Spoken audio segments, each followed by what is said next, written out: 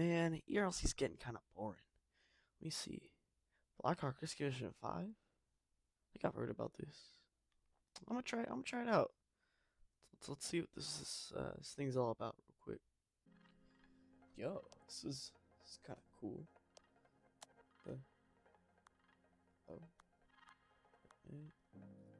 melee. What the heck? So many guns. Holy. What even?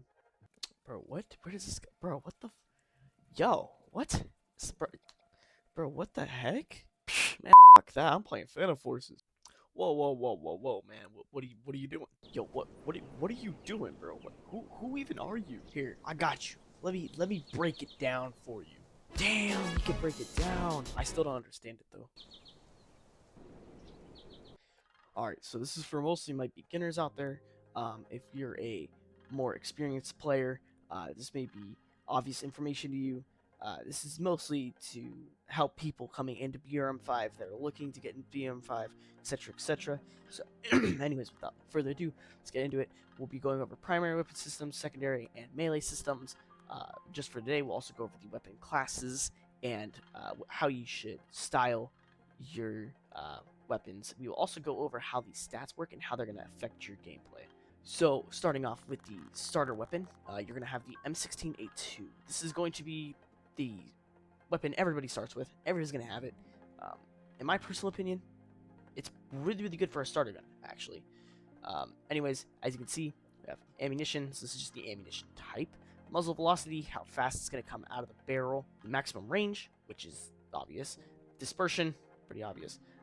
Terminal performance, this is going to be your damage over distance. So if you know how to read a chart, the red line is obviously going to determine, how much damage is it going to do to the head over distance. Same thing as with the torso or limbs. Within handling or operation, this is going to tell you your fire modes. So, for example, the M16A2 has a burst semi-safe, or it has those 3 modes. The rate of fire is how many bullets are going to come out of the barrel, per minute. Cumulative mass is just going to be essentially weight. Draw time, how quickly you're going to be able to pull out the gun. So in this case, it just pulls out immediately. So, like, for example, some weapons, like the light machine gun, like the M249, may have a larger draw time. Anyways, you'll now also have your ADS, or aim down sight time, which is going to be 0.37 seconds. Basically, how fast you're going to be able to aim down your sights. You're going to have your partial reload time, and then your empty reload time. Basically, the partial reload time is going to be how long is it going to take for a partially filled mag to reload versus an empty mag. Your recoil breakdown, if you're shooting 700 rounds a minute, then it'll, do that. But if, for example, if you're shooting, maybe 300 rounds a minute or 350 rounds a minute, then it'll show you that recoil. Anyways, moving away from the stats, we'll move on to the gun. So for this one, I'm going to move on to my TAC 1 loadout. You're going to be like, Zulu, what is this? This is my grinding loadout. Essentially, it's what I use to basically get money. So, as you can see, it is a complete mess, especially near the optics. I have offset sight, and a primary, and a magnification. I have all this kind of stuff up the front, which isn't too complicated, but it's still there. But I'll go over all of it. Starting from the back, you have your stock. It's going to be affecting your recoil, and also may affect your aim down sight time. Your grip, obviously going to affect recoil. Magazine, basically how many rounds you have.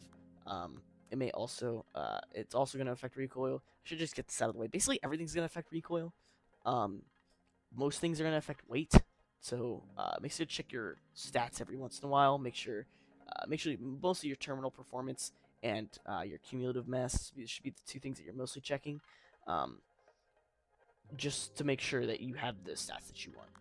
Basically, you have your ammunition. It's like, for example, I have tracer rounds. Sometimes it'll come with more different types of ammunition. Sometimes it'll just come with a tracer round or regular round. You'll have your grips. Your grips are going to affect. Sometimes it'll be your cumulative mass. Sometimes it may add to it a little. It may affect your ADS time, and it also may affect some other stats. I just can't remember off the top of my head. You'll also have your flashlights, or the actual technical term is laser aiming module, but for now, just, it's essentially just laser. It's a laser flashlight.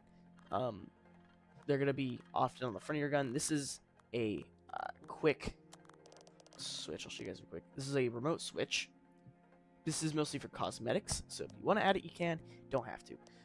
It's mostly just there in real life to quickly switch between whether you want to turn on your laser or if you want to turn on your flashlight. Other than that, we'll move on to sights. Generally, you want to put your magnification behind your primary optic. I figured I'd get that out of the way first. Your offsight, you're going to press T to see. I'll put a little bit of gameplay up on the screen now of the magnification device. Basically, you're going to use your scroll wheel, at least on PC. I'm not entirely sure about the controls on mobile or console. However, you're going to be able to use the magnification device to essentially see a little bit further through your primary optic. Other than that, it's pretty straightforward. You can also add suppressors or muzzle devices. These are mostly just going to be like flash hiders and obviously suppressor to make them a little bit more quieter. It may affect not draw time. It may affect your recoil. Maybe good, maybe bad. It depends on the actual attachment. Anyways, quickly going over skins. Basically, these little empty boxes are going to be, camos. Essentially, you can, like for example, the laser aiming module or laser, you can set it to essentially just different colors. Same thing goes for, like, for example, the grip. I can add this.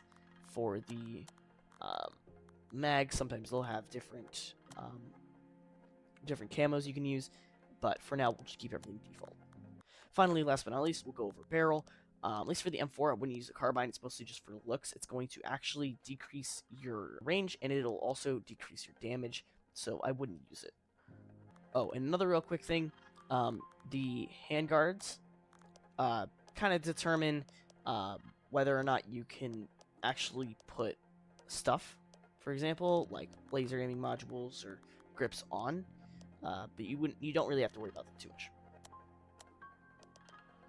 Anyways, we'll really quick go over secondary and melee, and then we'll go over the other classes very, very briefly. So, for example, we got the secondaries. Secondaries, probably one of the more important things in your loadout, other than your primary. Mostly due to the fact that if your primary runs out of ammo, or you need to switch really, really quickly, then you have your pistol there. So, personally, I would recommend the Glock 17. However, right now I am using the V22 6R. Honestly, your choice. Most of the pistols are good. Only thing I would say is the Deagle and the try to stay away from the PM or the Soviet era service pistol. This one's, in my personal opinion, kind of sucks. The Deagle, keep in mind, it's going to be very, very.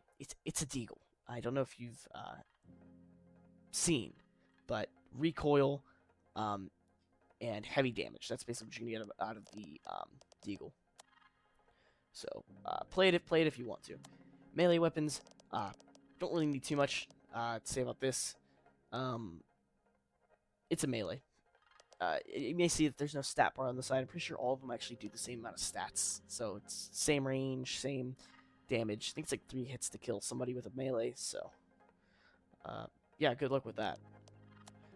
Anyways, moving back onto our primaries, we have our our 4 other classifications.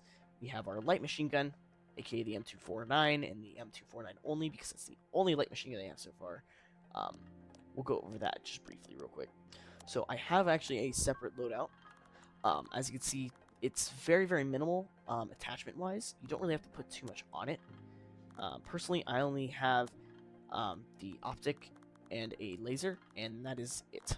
So if you want to add some other stuff, go for it. Other than that, you don't really have to do anything else to it. Oh, I also added a stock. I added a collapsible stock. You can just keep the standard one if you want to. Keep in mind though, the light machine gun is $13,000. So tread lightly when you're trying to buy it. You also have sniper rifles or marksman rifles. We'll go over that in a second, but real quick, I just want to go over shotguns and submachine guns. Submachine guns, Um, Machine gun, but submachine gun. If you're confused on what I'm saying, I'll show you real quick on the actual stats. So I have the MP5. As you can see, don't worry about the faith line. Very short distance, very high fire rate. You generally, at least for the MP5, you have the whole series of fire modes. It also does tend to reload quickly. However, depending on the submachine gun, you're either going to have pretty decent recoil, or your recoil will be literally all over the place, like this MP9. So, tread carefully when picking a submachine gun. You can. I will also go over the only two shotguns of the game as of currently, the M1014, my personal favorite, and the Psycha 12. M1014, you attach a couple optics to it.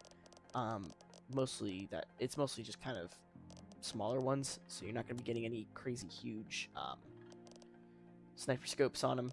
So, because I know some people like to do that. Actually, oh, never mind, because you can put sniper scopes on them. Anyways, shotgun, heavy dispersion, heavy damage, not that much range. Saiga 12 is basically the M1014, but automatic. It's going to hold, I believe, 6 rounds. Oh, never mind, 5 rounds. 5 rounds. It's going to hold 5 rounds. The 5-round mags, just keep in mind you're going to be that annoying Saiga player. Granted, I have an entire loadout. This used to have a Saiga 12, however, I have cleansed myself of Saiga gaming, and I have gone to the M1014. It's generally just kind of annoying because it's good at what it does. So if you do use it, at least be good with it. Anyways, last but not least, we'll move on to our marksman rifles or sniper rifles. They're pretty straightforward as well, as long as you've played anything gaming-wise.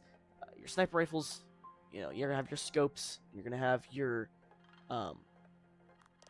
large optics, you're going to have your bipods underneath, wherever that went, so. Anyways, I think that will cover everything. This is an example of my sniper real quick for anybody who wants it.